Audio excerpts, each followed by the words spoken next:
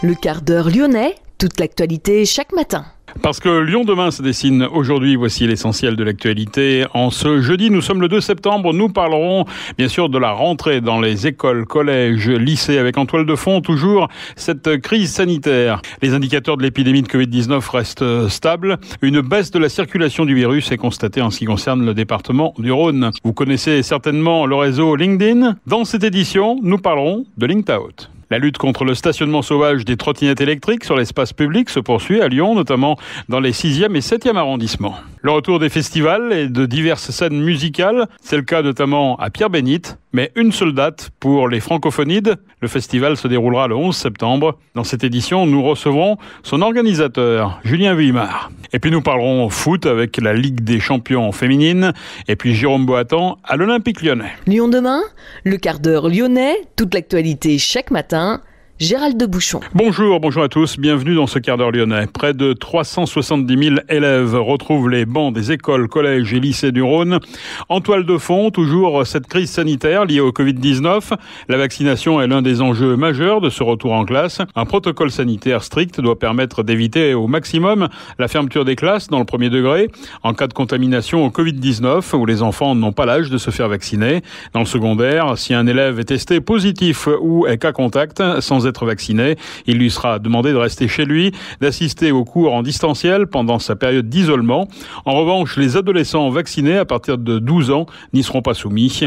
Afin de limiter au maximum le renvoi d'élèves à domicile, les services académiques proposeront aux adolescents qui le souhaitent de se faire vacciner. Les enfants âgés de 12 à 15 ans devront présenter une autorisation parentale. La signature d'un seul parent suffit désormais et à partir de 16 ans, elle n'est même pas nécessaire. Les élèves inscrits au collège Gisèle Halimi, nouvel établissement construit à Gerland, dans le quartier des Girondins, vont eux devoir attendre un peu. La rentrée est décalée en raison de nombreux aléas dus à la crise sanitaire. Ce sera finalement le mardi 7 septembre. La rentrée de l'équipe enseignante se tiendra lundi prochain.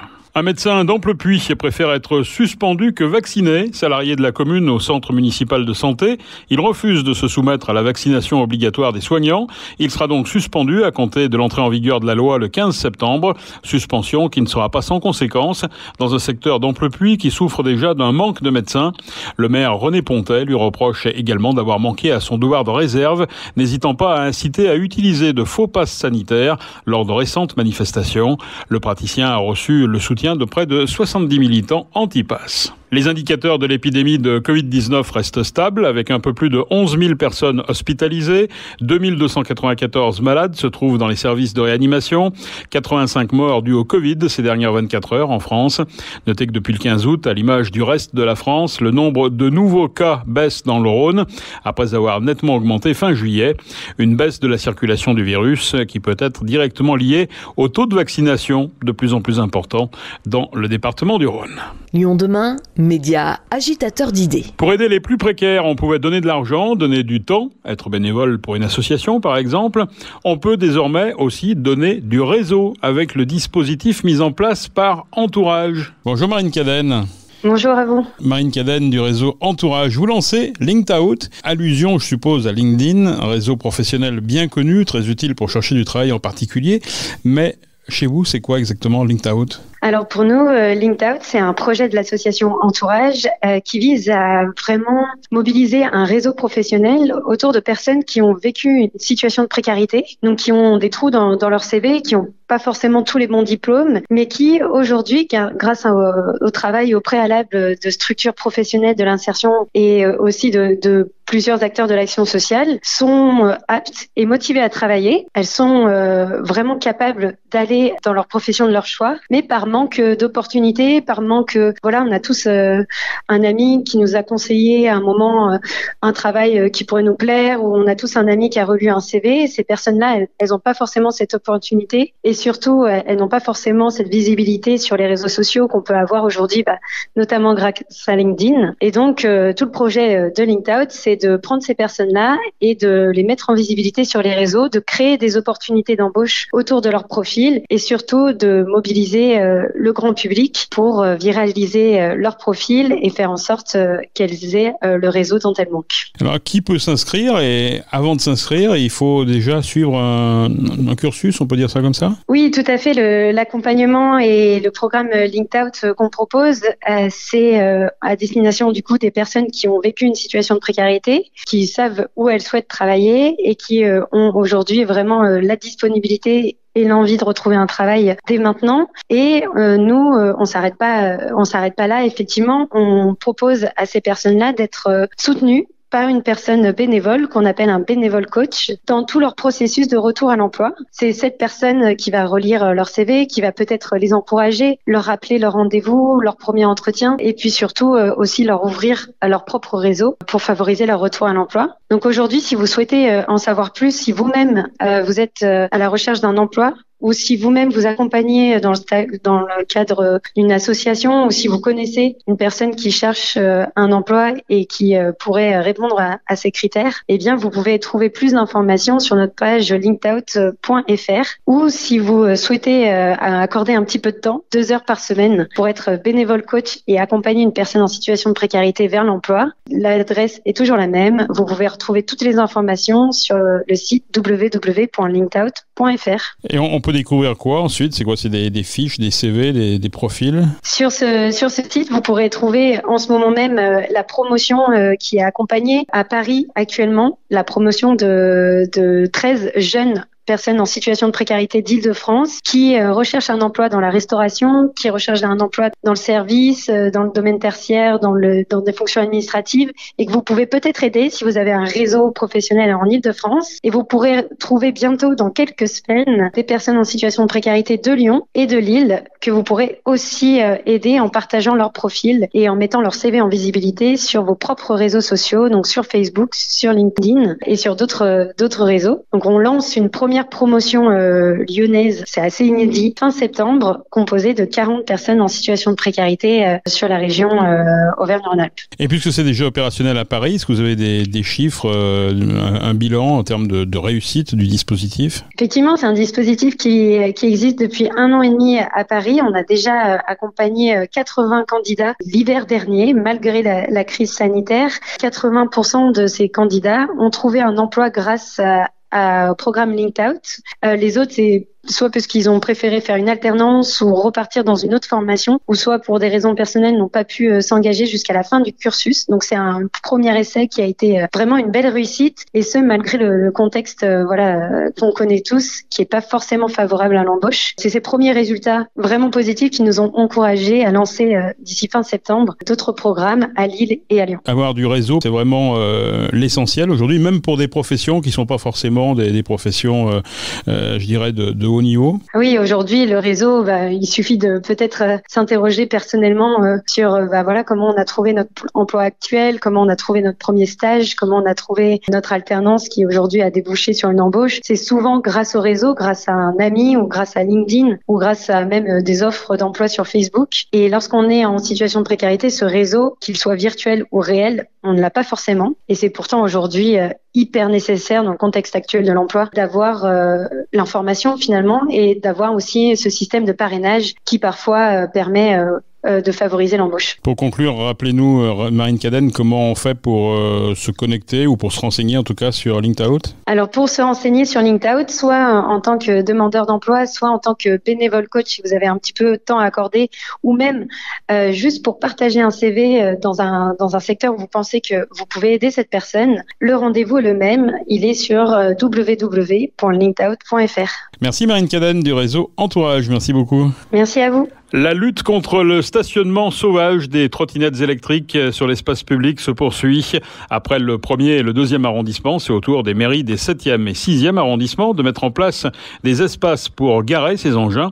Une quarantaine d'emplacements délimités par des marquages au sol ont été prévus sur chaque secteur concerné. Il est possible de les géolocaliser directement sur les applications des opérateurs DOT et TIR. 2 personnes ont été mises en examen et placées en détention provisoire dans l'enquête sur le vol de 12 12 animaux, 10 lémuriens et 2 tamarins dans la nuit du 22 au 23 août au zoo d'Uppy dans la Drôme. Ces personnes ont été mises en examen pour vol aggravé et recel et placées en détention provisoire.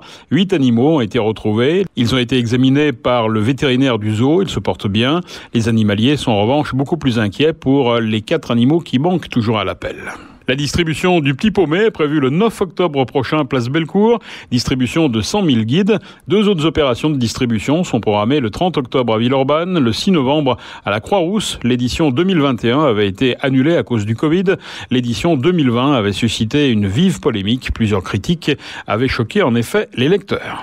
Lyon demain, la radio sans pub. Timidement, les festivals et diverses scènes musicales font leur retour alors que l'épidémie de Covid semble marquer le pas. Bonjour Julien Villemard. Bonjour. Maire de Vernaison et président de l'association Échange francophone. On a l'habitude de vous recevoir pratiquement tous les ans pour parler d'un festival qui s'appelle Les Francophonides. Une édition un peu particulière, une édition on va dire post-Covid, puisqu'en l'occurrence l'année dernière, l'édition 2020 a été annulée ou en tout cas reportée. Oui, tout à fait. Le festival existe depuis 2011. S'est déroulé d'abord à Vernaison, puis à Irigny, puis plus récemment en 2018 à Pierre-Bénite au Théâtre de la Maison du Peuple avec Charlie Couture, et puis on avait eu en 2019 Axel Bauer.